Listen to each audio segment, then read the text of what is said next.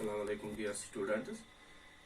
Today, my topic is the same topic that we have learned earlier in the first lecture, and our topic was sentence and types of sentence. We have learned, but let me recapitulate it first. Sentence, group of words joined together in a proper order, and that conveys some meaning, and that ends in a full stop is a sentence. तो इसी तरह हमने उसके बाद class को इसमें define किया. Class is a part of sentence. फिर हमने फाइनाइट वर्ब को डिफाइन किया.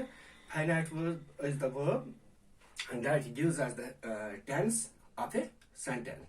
And there is non finite verb that is infinitive and participle, and participle are two: present participle and past participle. And also we have learned conjunction, or what we call the connective.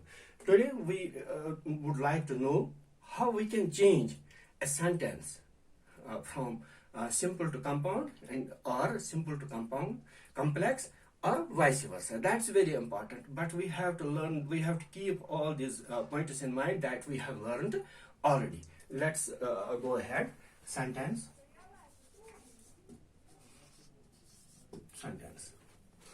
First, there is a simple sentence. Sentences are three types: simple, compound, complex. अब हमने उनको सबसे अहम चीज जो है वो हमने अब सीखना है कि किस तरह हम चेंज करेंगे. अगर दो सिंपल सेंटेंस को मिलाकर एक सिंपल सेंटेंस कैसे बनाएंगे, या दो सिंपल सेंटेंस को जोड़कर एक सिंपल, या उसको कंपाउंड को सिंपल में चेंज करें, या कॉम्प्लेक्स को सिंपल में कैसे चेंज करें. लेकिन ये याद रखना जरूरी है, जो हमने पहले ही पढ़ा है कि सिंपल सेंटेंस की डेफिनेशन हमें मालूम होनी चाहिए. उसमें एक ही क्लास होता है तो एक ही फाइनाइट वर्ब होता है, ये जरूरी है. अब जब हम मान लिया दो सेंटेंस को जोड़कर एक सेंटेंस बनाते हैं, दो सेंटेंस को जोड़कर हम जब एक सेंटेंस बनाते हैं तो दो सेंटेंस में डेफिनेटली दो फाइनाइट वर्ब होंगे. अब क्या करेंगे, अब किस तरह सिर्फ एक ही फाइनाइट वर्ब रखेंगे. तो इसके लिए रूल है, सिंपल सेंटेंस के लिए हमने रूल याद रखना है कि हमने एक वर्ब को चेंज करना है नॉन फाइनाइट में, इन्फिनिटिव में, रादर इन्फिनिटिव में. पहला रूल है, अगर हमें दो सेंटेंस है, इनमें से एक को हमने दो सेंटेंस को जोड़कर एक सिंपल सेंटेंस बनाना है. लेकिन हमारे लिए हम जानना जरूरी है कि इसमें एक ही फाइनाइट वर्ब है. लेकिन जब दो सेंटेंस तो दो फाइनाइट वर्ब होंगे, तो दूसरे फाइनाइट वर्ब के साथ क्या करेंगे, हम उसको कन्वर्ट करेंगे इन्फिनिटिव में. फॉर एग्जाम्पल मैं देता हूं, एग्जाम्पल है ही प्लेज.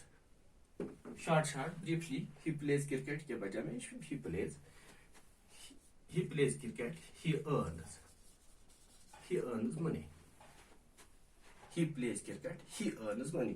तो उसका मतलब है अब इसमें एक फाइनाइट ही वर्ब है, क्योंकि दो को मिलाकर हमने एक सिंपल बनाया, तो हम लिखेंगे एक को इन्फिनिट में, हम कहेंगे he plays to earn. देखिए दो सिंपल सेंटेंस, एक को तो अर्न को हमने यहाँ पर ये फाइनाइट वर्ब था, ये सिंपल सेंटेंस था, यहाँ पर ये फाइनाइट वर्ब था, ये सिंपल सेंटेंस. अब दोनों को हमने मिलाकर एक सिंपल सेंटेंस, मगर एक फाइनाइट वर्ब को हमने कन्वर्ट किया है इन्फिनिटिव में.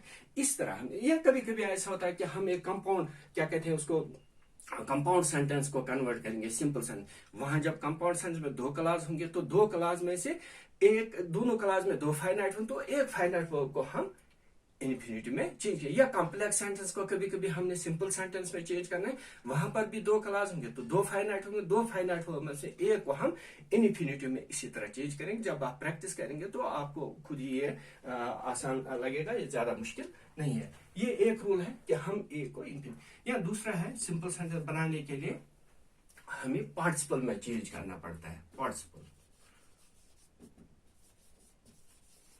यहां पर अगेन वही, अगर हमारे पास दो सेंटेंस है, दो सेंटेंस में दो फाइनाइट वर्ब होंगे, दो फाइनाइट वर्ब में से एक फाइनाइट वर्ब को हम पार्टिसिपल में चेंज करेंगे. पार्टिसिपल तो आपको पहले ही लेक्चर में मैंने आपको बता दिया, इसमें पार्टिसिपल में प्रेजेंट पार्टिसिपल होता है या पास्ट पार्टिसिपल होता है, तो एक को आप उसमें चेंज करते हैं. जैसे हम लिखेंगे मैं दिखाऊंगा कैसे करते हैं। He is an old man, is an old man. एक sentence, he has a good eyesight. दो सेंटेंस है, he is an old man, he has a good eyesight. यहां पर फाइनाइट वर्ब इज है और कोई वर्ब इसमें नहीं है। यहाँ पर he has a good side, यहाँ पर ये हैज है फाइनाइट वर्ब। तो फाइनाइट वर्ब जो मैंने पहले बताया वो एक टेंस का सेंटेंस का टेंस हमें बताता है। तो इससे इन दोनों से हमें पता है इसका टेंस क्या है। लेकिन अब हमने क्या करना है, अब इनको ज्वाइन करके एक सेंटेंस बनाना है, सिंपल सेंटेंस। तो दो में से एक फाइनाइट वर्ब को हमने पार्टिसिपल में चेंज करें। लेट्स सपोज दिस, इसको हम चेंज करेंगे। हम लिखेंगे despite being an old man, he has good eyesight। अब देखिए किस तरह हमने यहां पर इज को पार्टिसिपल बनाया। आपको पता है बी, अगर हम इसको कंजुगेट करेंगे, be was been, be was been, तो बी का मतलब है ये अपने आप में इज, एम और आर है। तो इसका जब इज एम आर का पार्टिसिपल बनाना है प्रेजेंट पार्टिसिपल, तो हम बी का बनाते हैं, बी बीइंग बन जाएगा। तो यहां पर हमने इसको पार्टिसिपल बनाया। Despite being an old man he has a good side, तो एक ही फाइनाइट वर्ब हमारे पास रह गया, वो रह गया है। यानी दो रूल्स हमने पढ़े कि किस तरह हम दो सिंपल सेंटेंस को ज्वाइन करके एक सिंपल बनाएंगे। तो क्या करना पड़ता है, एक फाइनाइट वर्ब को हम कन्वर्ट करते हैं पार्टिसिपल में, या एक फाइनाइट वर्ब को हम कन्वर्ट करेंगे इन्फिनिटिव में। दो एग्जांपल्स मैंने ऊपर दिए। इसी तरह का एग्जांपल जैसे आप कंपाउंड सेंटेंस को कन्वर्ट करेंगे सिंपल में, तो एक फाइनाइट वर्ब को पार्टिसिपल में या क्या कहते हैं इन्फिनिटिव में चेंज करेंगे, या कॉम्प्लेक्स सेंटेंस को इसी तरह हम करें। तो ये एक तरीका। अब हम नेक्स्ट लेंगे, that's the most important one. We have to remember these groups of conjunctions. That's very important. We have to remember those groups of conjunctions. जब आप याद रखेंगे तब आप इनको आसान से कर पाएंगे। तो हम नेक्स्ट ले लेंगे, हमारा नेक्स्ट जो है वो है कंपाउंड सेंटेंस। इसमें बस ज्यादा है, दो चार ग्रुप्स है कंजक्शंस के। कोऑर्डिनेट कंजक्शन पहले मैंने बता दिया। ये ग्रुप्स आप याद रखेंगे, फिर आपको कोई डिफिकल्ट नहीं है, कोई मुश्किल पेश नहीं आएगा। जैसे हमारे पास है compound sentence, compound sentence. Compound sentence में दो चार ग्रुप्स मैं दिखाऊंगा। चार groups of conjunctions, coordinate conjunctions आपको याद रखने पड़ेंगे। जो आप याद रखेंगे अलग अलग हेड्स के तहत हम याद रखेंगे, तो वो हमें काम आ जाएंगे। कैसे हम कन्वर्ट करेंगे, कि क्या मायने रखते हैं, कहां पर क्या लगेंगे। जैसे पहला ग्रुप है हमारे पास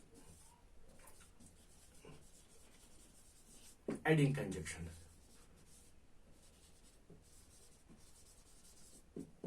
पहला ग्रुप शॉर्ट, ब्रीफली, सिंपल मैं आपके लिए बनाता हूं।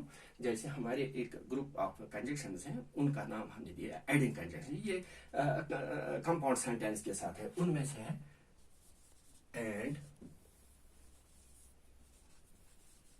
as well as, not only but also,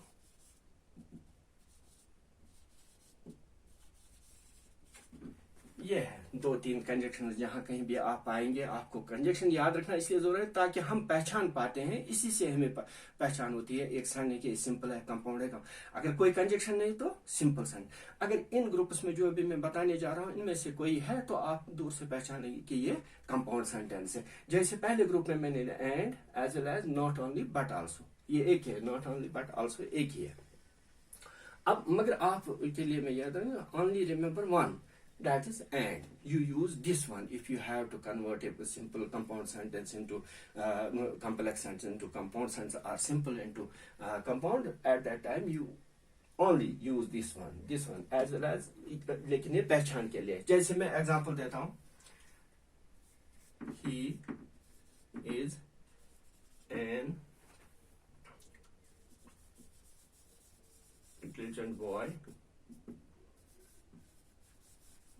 sorry, boy, he, दूसरा है he is an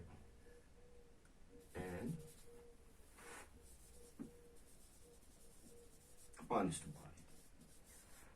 अब दो सिंपल सेंटेंस है, मान लिया इसको हमने कंपाउंड करनी, यानी इनको ऐड करना है। ये दो क्वालिटीज है एक ही पर्सन में, तो उनको ऐड करेंगे। इसमें कोई डिफरेंट ओपिनियन नहीं है। जैसे मैं बताऊंगा, इनमें से कोई भी यूज कीजिए तो आप, जैसे हमने ही is an intelligent and honest boy. अब इनको जोड़ेंगे, ये मतलब है is an intelligent boy and he is N honest boy. अब इनमें से कोई और एज वेल एज, आप ये कैसे, he is an intelligent as well as an honest boy, या not only but also he is not only an intelligent boy but also an honest boy. यानी तीनों में से कोई भी यूज कीजिए तो हम इनको कहते हैं एडिंग कंजक्शन। तो आप खुसूसन ये याद रखिए एडिंग, लेकिन ये पहचान के लिए है, ठीक है। तो ये एक ग्रुप हो गया। दूसरा ग्रुप को मैं बोलता हूं choice conjunction.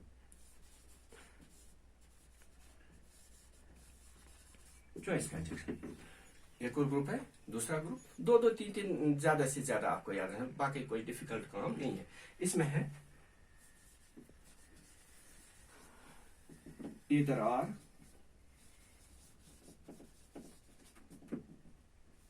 neither nor, or otherwise। दूसरा सेट ऑफ कंजक्शन जो हमने, उनको हम कहते हैं चॉइस कंजक्शन। इसमें चॉइस है, इधर और इसमें आता है, नेदर नॉर आता है, या आर का इस्तेमाल है, अदरवाइज का इस्तेमाल है। जैसे मैं एग्जांपल,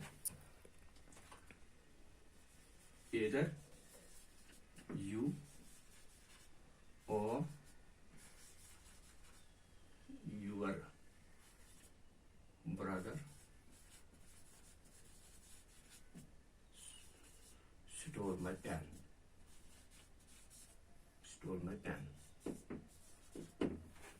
एग्जाम्पल मैंने, either you or your brother stole my pen। Choice है, दो में से एक, किसी एक ने भी, ठीक है। या उसका नेगेटिव है, neither you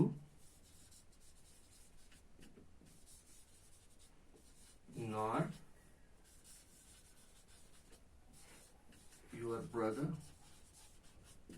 stole my pen।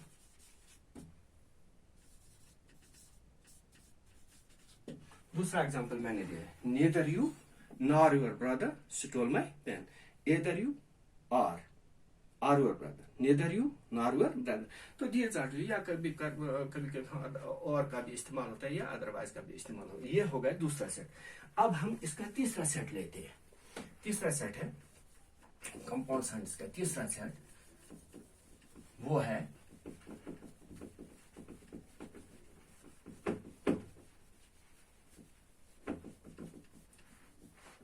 हो गया result. Third set of conjunctions जो हम कंपाउंड में इस्तेमाल करते हैं, वो हो गया result conjunctions.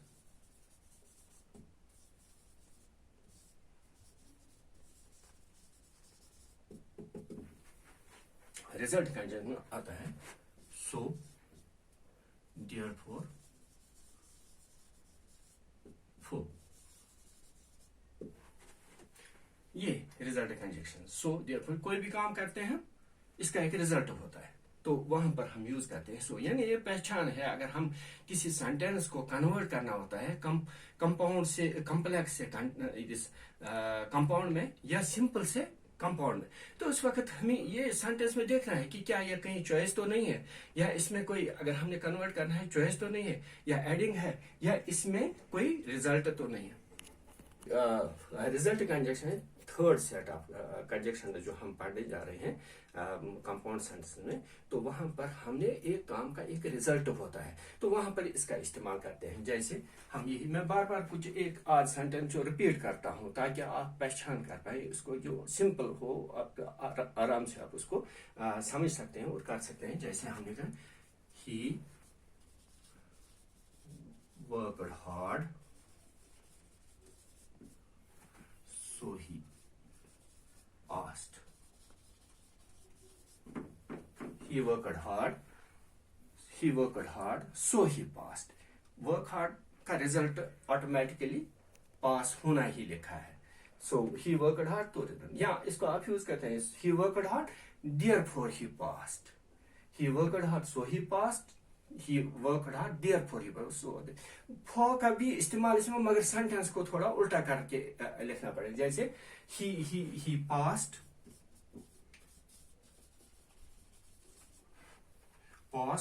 for he worked hard. अब ये होगा for means because, मगर because का हम कंजक्शन को हम यहाँ यूज नहीं कर सकते हैं, वो कॉम्प्लेक्स कंजक्शन है. for is equal to because, मगर for कंपाउंड कंजक्शन है, because कॉम्प्लेक्स कंजक्शन है. for को हमने यूज किया, मगर सेंटेंस को हमने थोड़ा उल्टा किया. अगर हमने कभी जरूरत पड़ी इसको यूज करने के लिए तो थोड़ा उल्टा करके सेंटेंस इनके अपोजिट करना पड़ता है, जिसमें सो देयरफॉर का ये 3 सेट्स ऑफ कंजक्शन में चौथा सेट ऑफ कंजक्शन में लिखता हूँ. Last one, that is contrast conjunctions. Contrast conjunctions ये जनरली जो कुछ हम करते हैं तो इसका एक रिजल्ट आता है, लेकिन ये अक्सर बेशतर नहीं हो सकता, ये हमेशा नहीं हो सकता है. इसका अपोजिट भी हो सकता है. जैसे कभी कभी हम कहते हैं कि ही वर्कड हार्ड, मगर फिर भी फेल हो जाते, मेहनत करने के बावजूद भी फेल रहे, और अक्सर कहते हैं. तो वहां पर हम इसका कंजक्शन यूज करते हैं बट. दो yet, ये रिजल्ट है. जैसे he worked hard हम लिख सकते हैं he worked hard but failed. He worked hard but failed. Though he worked hard, he failed. ठीक है. He worked hard yet failed. He worked hard yet failed. तो इस तरह हम यानी रिजल्ट यहाँ पर कंट्रास्ट निकाल, जो हम एक्सपेक्ट करते हैं रिजल्ट वो यहाँ पर नहीं आए. तो ये 4 सेट है. ये दो चार बातें हमने याद रखें. We have to remember them and we can easily do the things. And ज्यादा there is not a huge number of conjunctions in every set of. You can even remember only one conjunction in each set. First, let me recapitulate it again. These compound sentences, there are 4 sets of conjunctions. First one is called the adding conjunction. The sets of conjunction and as well as not only but also. तो ये 2-3 है. हम generally and का इस्तेमाल करते हैं. दूसरा है चॉइस कंजक्शन. वहां पर हम either or, neither nor और अदरवाइज का इस्तेमाल करते हैं. तो चॉइस है आपके लिए किस तरह आप करेंगे. तो उसके बाद है थर्ड कंजक्शन, रिजल्ट कंजक्शन है. जो भी हम करते हैं इसका एक रिजल्ट है. तो रिजल्ट के लिए हम सो, देयरफॉर या फॉर का इस्तेमाल, वो भी मैंने बताया. फॉर को सेंटेंस को थोड़ा उल्टा करके लिखना पड़ेगा. तो इस तरह हो. तो इसी तरह लास्ट है हमने कंट्रास्ट कंजक्शन. रिजल्ट कभी कभी उल्टा आ जाता है, तो वहां पर हम इनका इस्तेमाल बाकी एट का इस्तेमाल कर सकते हैं. तो ये था कंपाउंड सेंटेंस. अब हमने सिंपल सेंटेंस पढ़ा, किस तरह हम सिंपल सेंटेंस को कन्वर्ट कर सकते हैं. 2 सिंपल को मिलाकर एक बना सकते हैं. एक कंपाउंड को कन्वर्ट कर सकते हैं एक सिंपल में. एक कॉम्प्लेक्स सेंटेंस को कन्वर्ट कर सकते हैं सिंपल में. बहुत रूल्स हमने पढ़े. अब हमने कंपाउंड में क्या, अगर हमने कॉम्प्लेक्स को सेंटेंस को चेंज करना है, वहां हमने सिर्फ ये देखना है क्या कहीं इसमें रिजल्ट, अगर उसको कंपाउंड में चेंज करना है रिजल्ट तो नहीं है, तो हम सो, देयरफॉर, फॉर का इस्तेमाल कर सकते हैं. क्या इसमें चॉइस तो नहीं है, तो ईदर और नीदर नॉर का इस्तेमाल कर सकते हैं. क्या इसमें कंट्रास्ट तो नहीं है, बट का जनरली एक ही बट ही आप याद रखिए, बट का इस्तेमाल कर सकते हैं. या हम एडिंग है, ये क्वालिटीज है जो ऐड करने के लायक है, तो हम एड एज वेल एज का इस्तेमाल कर सकते हैं. तो लास्ट वन है, ज्यादा इसमें याद रखने कोई रूल इसमें नहीं है. सेट ऑफ कंजक्शंस है, you have to remember them and you can apply them anywhere. So that is I am going to tell you that is the complex sentence.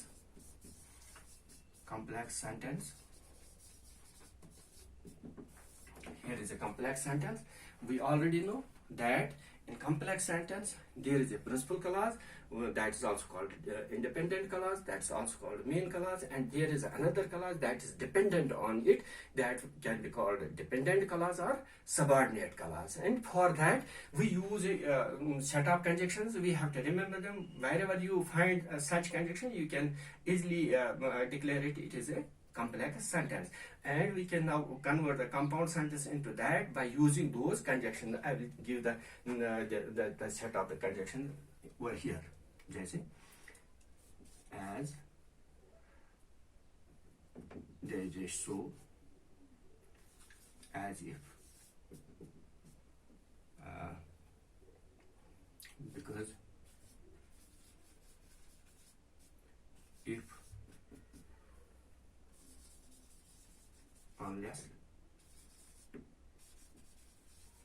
although, yet, who, that, which, where.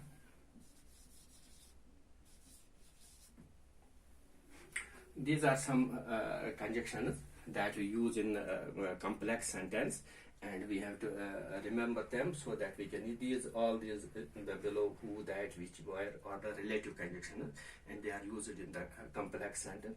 And these conjunctions, as soon as even we can use in this complex sentence, if is there, unless is there, although, but, and because, and these are few conjunctions that we can use so that we can convert any sentence from other forms, other types of sentence into complex by using these conjunctions.